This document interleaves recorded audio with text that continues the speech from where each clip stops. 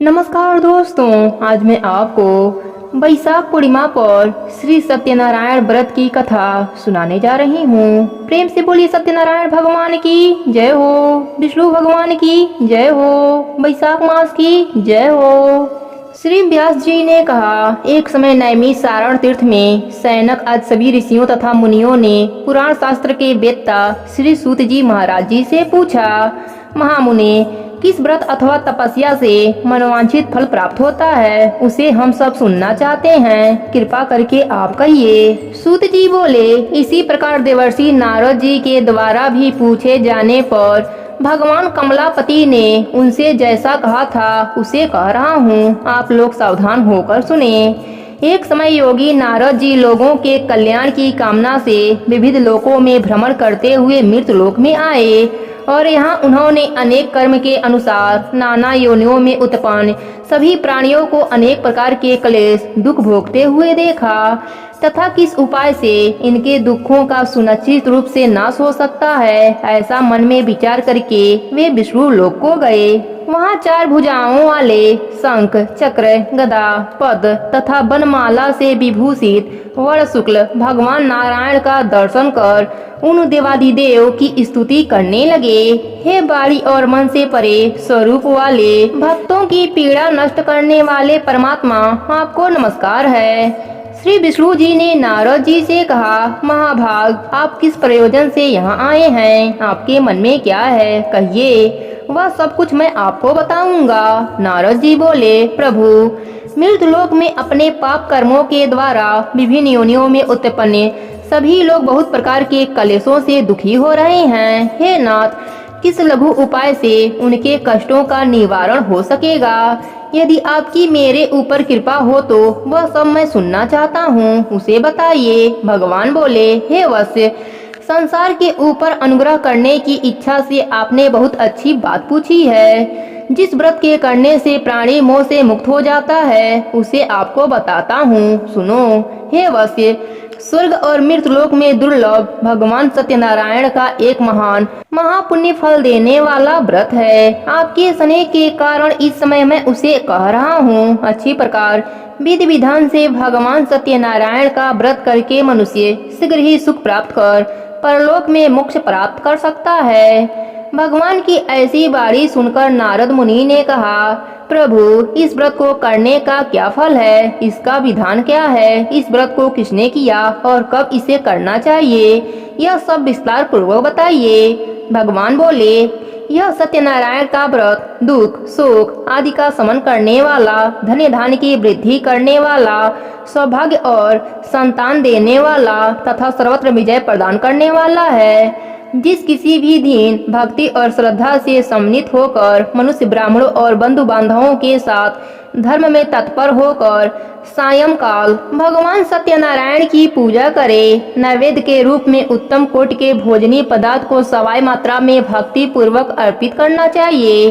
केले का फल, घी, दूध, गेहूं का चूड़ अथवा गेहूं के चूड़ के अभाव में साठी, चावल का चूड़, शक्कर या गुड़, यह सब भक्ष्य सामग्री सवाया मात्रा में एकत्र कर निवेदित करना चाहिए। बंधु बांधवों के साथ श्री सत्यनारायण भगवान की कथा सुनकर ब्राह्मणों को दक्षिणा देनी चाहिए। तदंतर बंधु बांधवों के साथ ब्राह्मणों को भोजन कराना चाहिए। भक्ति पूर्वक प्रसाद ग्रहण करके नित्य गीत आदि का आयोजन करना चाहिए। तदंतर भगवान सत्यनारायण का स्मरण करते हुए अपने घर जाना चाहिए। ऐसा करने से मनुष्यों की अभिलाषा अवश्य ही पूर्ण होती है। विशेष रूप से कलयुग में पृथ्वी लोक में यह सबसे छोटा सा उपाय है। प्रेम से बोली सत्यनारायण भगवान की जय हो। श्री सूत जी बोले, हे देवजों, मैं पुनः पूर्व काल में जिसने इस सत्यनारायण व्रत को किया था उसे भली भांति विस्तार पूर्वक कहूँगा। रमणीय काशी नगर में कोई अत्यंत निर्धन ब्राह्मण रहता था। भूख और प्यास से व्याकुल होकर वह प्रतिदिन पृथ्वी पर भटकता रहता था। ब्राह्मण प्रिय भगवान ने उस दुखी ब्राह्मण को देखकर वृद्ध ब्राह्मण का रूप धारण करके उस दिव्य से आदर पूर्वक पूछा, हे विप्र, प्रतिदिन अत्यंत दुखी होकर तुम किस लिए पृथ्वी पर भ्रमण करते हो? हे द्विश्रेष्ठ, यह सब बताओ, मैं सुनना चाहता हूँ। ब्राह्मण बोला, प्रभु मैं अत्यंत दरिद्र ब्राह्मण हूँ और भिक्षा के लिए ही पृथ्वी पर घूमा करता हूँ। यदि मेरी इस दरिद्रता को दूर करने का आप कुछ उपाय जानते हो तो कृपा पूर्वक बताइए। वृद्ध ब्राह्मण ने कहा, हे ब्राह्मण देव, सत्यनारायण भगवान विष्णु अभिष्ट फल को देने वाले हैं। हे विप्र, तुम उनका उत्तम व्रत एवं पूजन करो, जिसे करने से मनुष्य सभी दुखों से मुक्त हो जाता है। और व्रत के विधान को भी ब्राह्मण से यत्न पूर्वक कहकर वृद्ध ब्राह्मण रूपी धारी भगवान सत्यनारायण वहीं पर अंतर ध्यान हो गए। वृद्ध ब्राह्मण ने जैसा कहा है उस व्रत को अच्छी प्रकार से वैसा ही करूंगा, यह सोचते हुए उस ब्राह्मण को रात में नींद नहीं आई। तदंतर प्रातः काल उठकर सत्यनारायण का व्रत करूंगा, ऐसा संकल्प करके वह ब्राह्मण भिक्षा के लिए चल पड़ा। उस दिन ही ब्राह्मण को भिक्षा में बहुत सा धन प्राप्त हुआ। उसी धन से उसने बंधु बांधवों के साथ भगवान सत्यनारायण का व्रत किया।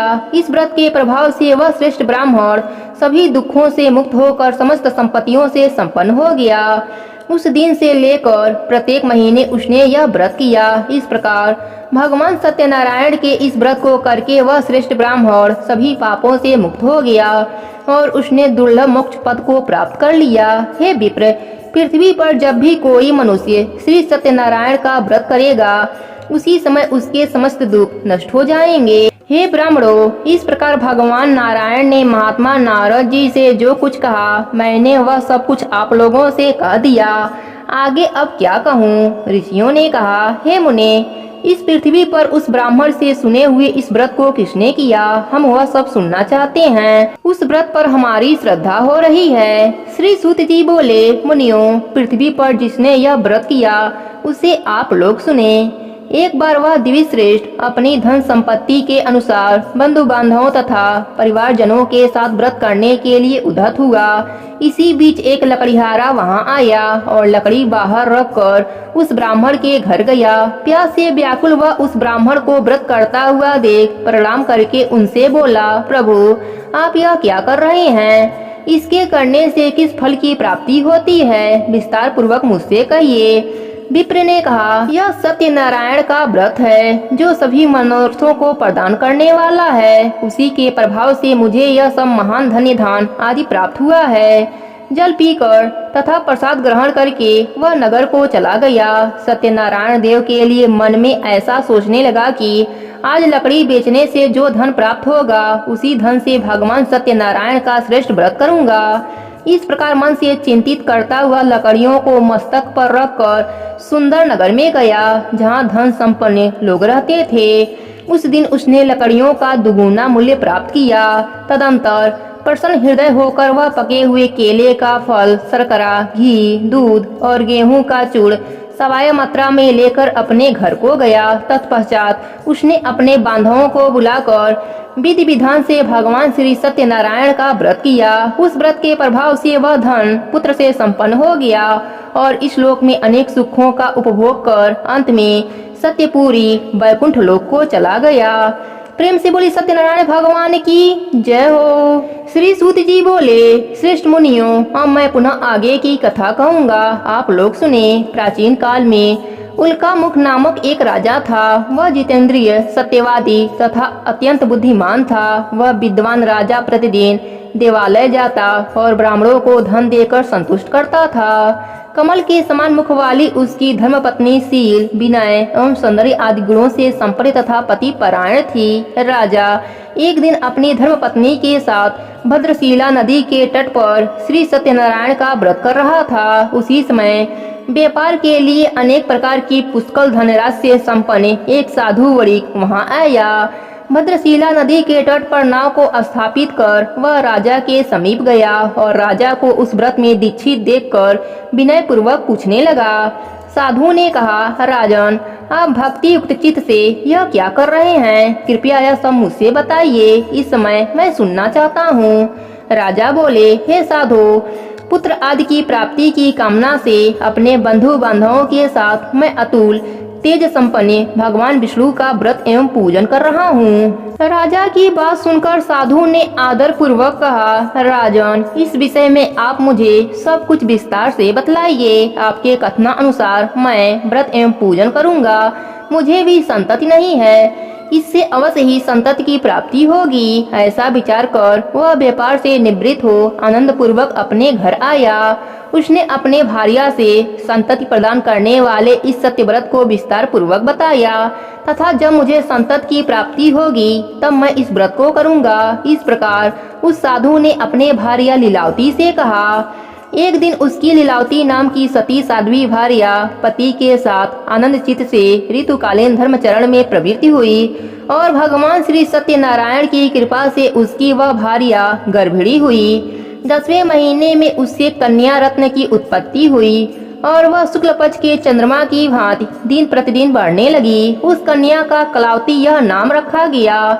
इसके बाद एक दिन लीलावती ने अपने स्वामी से मधुर वाणी में कहा, आप पूर्व में संकल्पित श्री सत्यनारायण के व्रत को क्यों नहीं कर रहे हैं? साधु बोला, प्रिय, इसके विवाह के समय करूंगा। इस प्रकार अपने पत्नी को भली भांति आश्वस्त कर वह व्यापार करने के लिए नगर की ओर चला गया।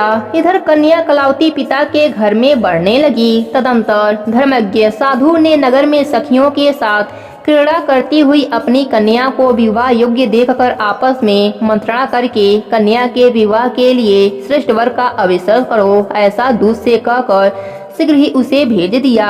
उसकी आज्ञा प्राप्त करके दूत कांचन नामक नगर में गया और वहां से एक वणिक का पुत्र लेकर आया। उस साधु ने उस वणिक के पुत्र को सुंदर और गुणों से संपन्न देखकर अपनी जात के लोगों तथा बंधु बांधवों के साथ संतुष्ट चित हो विधि विधान से वणिक पुत्र के हाथ में कन्या दान कर दिया। उस समय वह साधु वणिक दुर्भाग्यवश भगवान का वह उत्तम व्रत भूल गया। पूर्व संकल्प के अनुसार विवाह के समय में व्रत न करने के कारण भगवान उस पर रुष्ट हो गए। कुछ समय के पश्चात अपने व्यापार कर्म में कुशल वह साधु वणिक काल की प्रेरणा से अपने दामाद के साथ व्यापार करने के लिए समुद्र के समीप स्थित रत्नसारपुरी नामक सुंदर नगर में गया और अपने श्री संपन्न दामाद के साथ वहां व्यापार करने लगा। तदंतर वे दोनों राजा चंद्रकेतु के रमणी उस नगर में गए। उसी समय भगवान सत्यनारायण ने उसे भ्रष्ट प्रतिज्ञ देखकर उसे दारुण कठिन और महान दुख प्राप्त होगा यह श्राप दे दिया। एक दिन एक चोर राजा चंद्रकेतु के धन को चुराकर वहां आया जहां दोनों वणिक स्थिर थे। वह अपने पीछे दौड़ते हुए दूतों को देखकर भयचित्त से धन वहीं छोड़कर शीघ्र ही छिप गया। इसके बाद राजा के दूत वहां आ गए जहां साधु वणिक थे। वहां राजा के धन को देखकर वे दूत उन दोनों वणिक पुत्रों को बांधकर ले आए और हर्षपूर्वक दौड़ते हुए राजा से बोले, प्रभु, हम 2 चोर पकड़ लाए हैं, इन्हें देखकर आप आज्ञा दें। राजा की आज्ञा से दोनों शीघ्र ही ढेढ़ा पूर्वक बांधकर बिना विचार किए महान कारागार में डाल दिए गए। भगवान सत्यदेव की माया से किसी ने उन दोनों की बातें नहीं सुनी और राजा चंद्रकेतु ने उन दोनों का धन भी छीन लिया। भगवान के श्राप से वणिक के घर में उसकी भार्या भी अत्यंत दुखित हो गई और उसके घर में सारा का सारा जो धन था वह चोर चुरा ले गए। वह लीलावती शारीरिक तथा मानसिक पीड़ाओं से युक्त भूख और प्यास से दुखी हो अन्न की चिंता से दर दर भटकने लगी। कलावती कन्या भी भोजन के लिए इधर उधर प्रतिदिन घूमने लगी। एक दिन क्षुधा से पीड़ित हो वह कलावती एक ब्राह्मण के घर गई। वहां जाकर उसने श्री सत्यनारायण के व्रत को पूजन को देखा। वहां बैठकर उसने कथा सुनी और वरदान मांगा। तदंतर प्रसाद ग्रहण करके वह कुछ रात होने पर घर गई। माता लीलावती ने कलावती कन्या से प्रेम पूर्वक पूछा, पुत्री, रात में तू कहाँ रुक गई थी? तुम्हारे मन में क्या है? कलावती कन्या ने तुरंत माता से कहा, माँ, मैंने एक ब्राह्मण के घर में मनोरथ प्रदान करने वाला व्रत देखा है। कन्या की उस बात को सुनकर वह वणिक की भार्या व्रत करने को उद्यत हुई और प्रसन्न मन से उस साध्वी ने बंधु बांधवों के साथ भगवान श्री सत्यनारायण का व्रत किया तथा इस प्रकार प्रार्थना की, प्रभु, आप हमारे पति एवं जमाता के अपराध को क्षमा करें, वे दोनों अपने घर शीघ्र आ जाएं। इस व्रत से भगवान सत्यनारायण पुनः संतुष्ट हो गए तथा उन्होंने नृपश्रेष्ठ चंद्रकेतु को सपना दिखाया और सपने में कहा, नृपश्रेष्ठ, प्रातः काल दोनों वणिकों को छोड़ दो और वह सारा धन भी दे दो जो तुमने उनसे इस समय ले लिया है, अन्यथा राज, धन एवं पुत्र सहित तुम्हारा सर्वनाश कर दूंगा। राजा से सपने में ऐसा कहकर भगवान सत्यनारायण अंतर ध्यान हो गए। प्रातः काल राजा ने अपने सभासदों के साथ सभा के मध्य बैठकर अपना सपना लोगों को बताया और कहा, दोनों बंदी वणिक पुत्रों को शीघ्र ही मुक्त कर दो। राजा की ऐसी बात सुन के वे राजपुरुष दोनों महाजनों को बंधन मुक्त करके राजा के सामने लाकर विनय पूर्वक बोले, महाराज, बेड़ी बंधन से मुक्त करके दोनों वणिक पुत्र लाए गए हैं। इसके बाद दोनों महाराज वणिक पुत्र नृपश्रेष्ठ चंद्रकेतु को प्रणाम करके अपने पूर्व वृतांत का स्मरण करते हुए भयभीत हो गए और कुछ बोल न सके। राजा ने वणिक पुत्रों को देखकर आदर से कहा, आप लोगों को प्रारब्धवश यह महान दुख प्राप्त हुआ है। इस समय अब कोई भय नहीं है। ऐसा कहकर उनकी बेड़ी खुलवाकर क्षौर कर्म आदि कराया। राजा ने वस्त्र अलंकार देकर उन दोनों वणिक पुत्रों को संतुष्ट किया तथा सामने बुलाकर वाणी द्वारा अत्यधिक आनंदित किया। पहले जो धन लिया था उसे दुगुना करके तदंतर राजा ने पुनः उन्हें कहा, साधो, अब आप अपने घर को जाएं।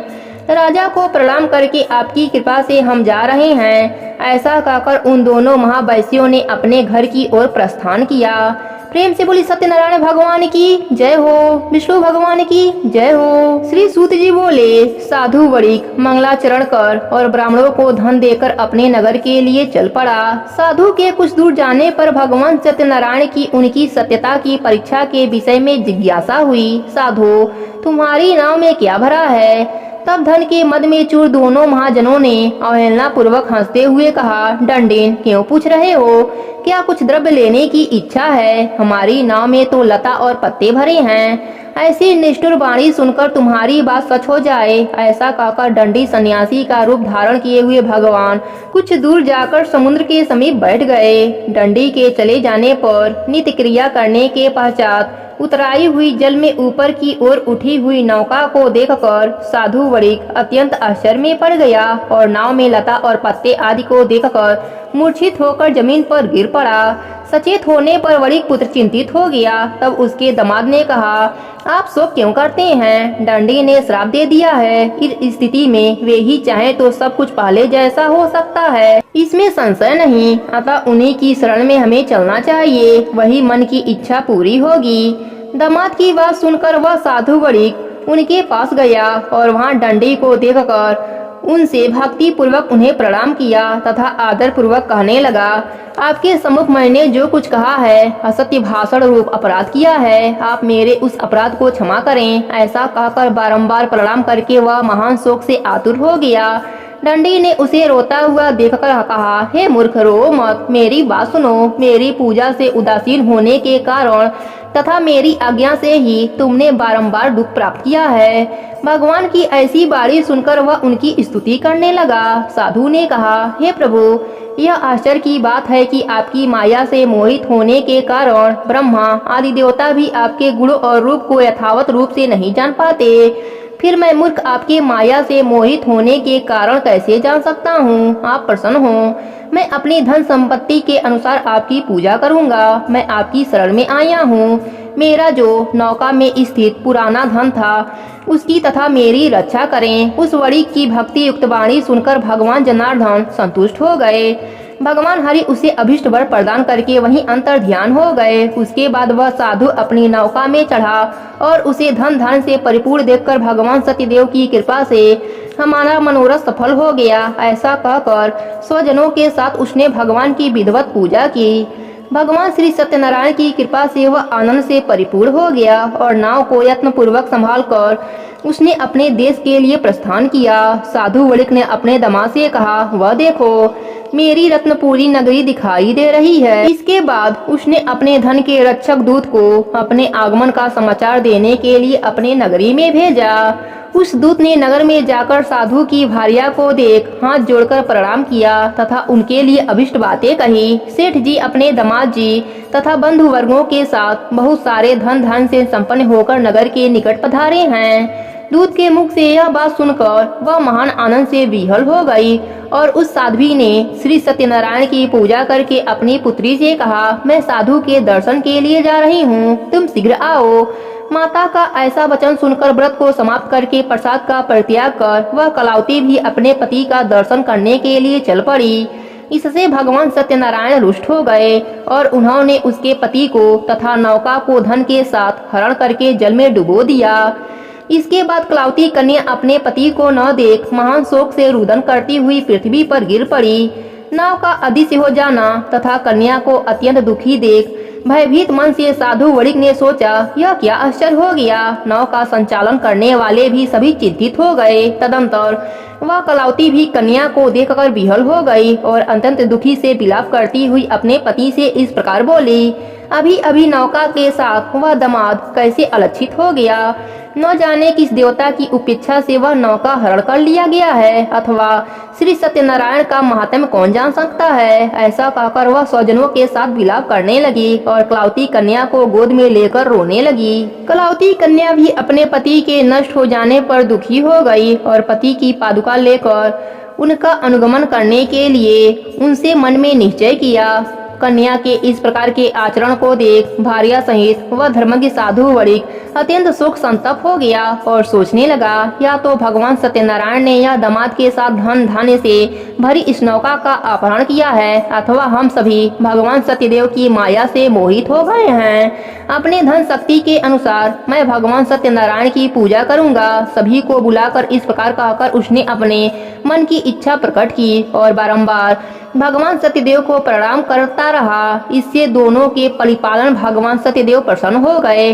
भक्त वत्सल्य भगवान ने कृपा पूर्वक कहा, तुम्हारी कन्या प्रसाद छोड़कर अपने पति को देखने चली आई है। निश्चय है इसी कारण उसका पति अदृश्य हो गया है। यदि घर जाकर प्रसाद ग्रहण करके वह पुनः आए तो हे साधु, तुम्हारी पुत्री पति को प्राप्त करेगी, इसमें संशय नहीं। कन्या कलावती भी आकाश मंडल से ऐसी बारिश सुनकर शीघ्र ही घर गई और उसने प्रसाद ग्रहण किया। पुनः आकर स्वजनों तथा अपने पति को देखा। तब कलावती कन्या ने अपने पिता से कहा, अब तो घर चलें, विलम्ब क्यों कर रहे हैं। कन्या की बात सुनकर वणिक पुत्र संतुष्ट हो गया और विधि विधान से भगवान सत्यनारायण का पूजन करके धन तथा बंधु बांधवों के साथ अपने घर को गया। तदंतर पूर्णिमा तथा संक्रांति पर भगवान सत्यनारायण का पूजन करते हुए इस लोक में सुख भोग कर अंत में वह सत्यपुरी वैकुंठ लोक में चला गया।